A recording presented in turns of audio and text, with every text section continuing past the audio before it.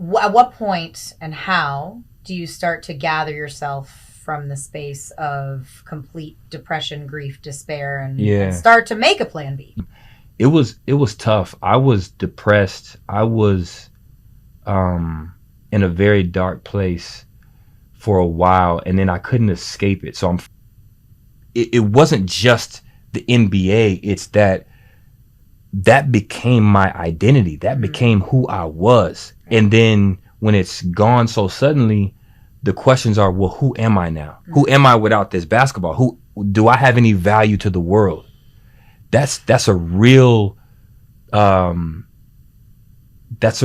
question that not only I had, but all of these athletes have, whether they played 33 days like me, or there are guys struggling with this who played 10, 12, 15 years in the league, and then it ends and they're like, well, what do I do now? Who am I now? Right. And the money isn't a comfort. The name isn't a comfort. You're now like having to grapple with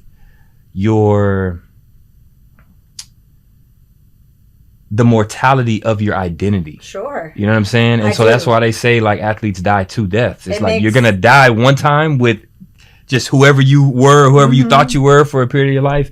And then, the physical death. But I just turned 40 and I still have moments. And I still have moments where I sit in it. You know what I mean? Yes, I do. Grief is not linear. It's not. You know what I mean? And it can come at different times. Like, I've talked about this thousands of times at this point. Yeah. And, Bianca will tell you, because she's normally wherever I am speaking, I can talk about it one moment and it's like, oh, great, cool, everybody claps. And I'll talk about it one moment and I'll just start crying. Yeah.